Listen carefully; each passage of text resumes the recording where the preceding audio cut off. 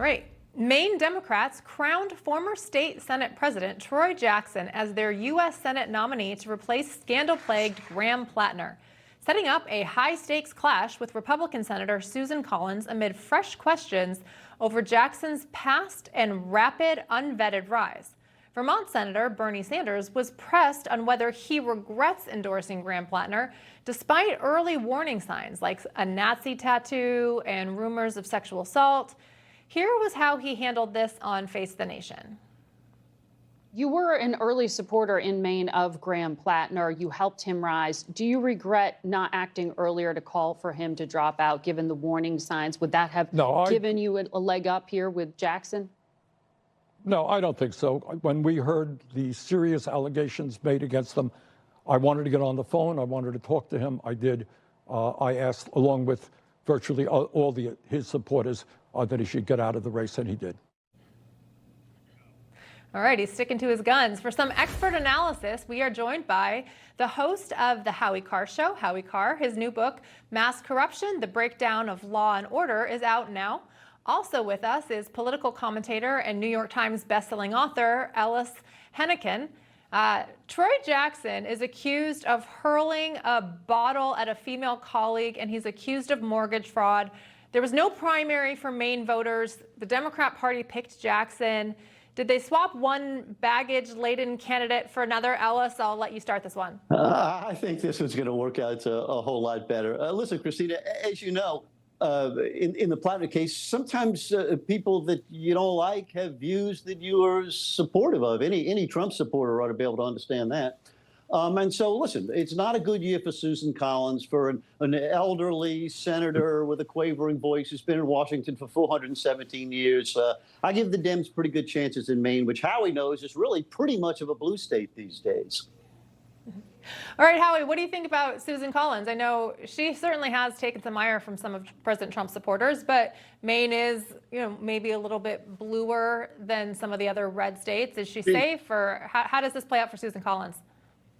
The last election, she ran way behind a pretty attractive candidate, the former Speaker of the House, and she was behind to the very end, and she ended up running away with it.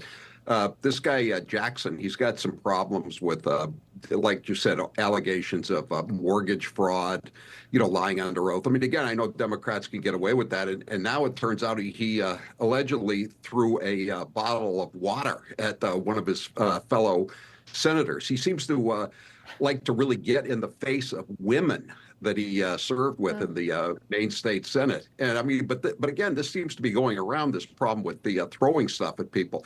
There's a story in the New York Times saying the chairman of the National Democratic Committee threw something at somebody just recently. And it goes back to the days of Hillary Clinton throwing ashtrays and lamps at Bill Clinton. I think Susan Collins is going to be okay in this fight. All right, Ellis. In Michigan, Democrat Senate candidate Abdul El-Sayed is amplifying calls to oust Senate Minority Leader Chuck Schumer at his recent rally. Take a look. If I have anything to do about it, the next Senate Majority Leader, Chris Van Hollen.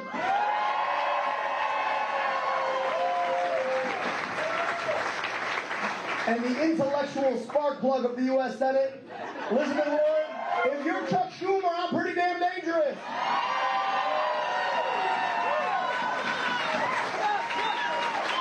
I think it's about damn time we had Democrats who are willing to be dangerous. All right, Ellis, help me out here. What's going on in the Democrat Party? Are the socialists taking over? Well, first of all, I'll say he's got to win the primary and the election before he's going to get to vote on who the majority leader is. Listen, I like intramural fights. I think it's fine in a democracy for people to have different views and fight them out and then have a vote and see who wins. To me, it's a whole lot better than this cultish stuff we're seeing on the other side, where nobody dare utter a dissenting word or they're drummed out of the party.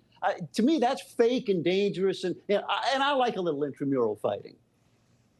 I love that you say that, because as a conservative myself, I look at the Republican side and go, no one's like, I see the complete opposite of what you're saying. That's a cult. So Howie, I want to ask you, these days. I just want to ask you to respond to what Ellis just said, because I'm curious. Please, please tell me if there's something going on. But You know, I personally, I think see a little I bit of think the he knocked off- same side happening he on knocked off Republicans. John Cornyn in Texas. He knocked off Bill Cassidy in Louisiana. He forced Tom Tillis out of the race in North Carolina. I think he's been taking care of business. He got rid of Liz Cheney in Wyoming a couple of years ago. I think there's plenty of intramural fights in the Republican Party. And by the way, anybody who says that Elizabeth Warren, the fake Indian, is a spark plug of anything other than racial fraud, I mean, that in and of itself should be enough reason to vote for Haley Stevens or whatever her name is, as weak as she is, and she seems to be faking accents. But to talk about Elizabeth Warren without mentioning racial fraud, that's how she got her job. She should be retired, living in Texas somewhere. Maybe working part-time at a Walmart at a checkout counter. If it wasn't for her fraudulent admissions. Yeah, I agreed with you. I thought that was kind of funny. I was like, Elizabeth, they're bringing back Elizabeth Warren on this. Okay. Howie Carr, Ellis, Henican, thank you so much. Good to see you guys. Thanks.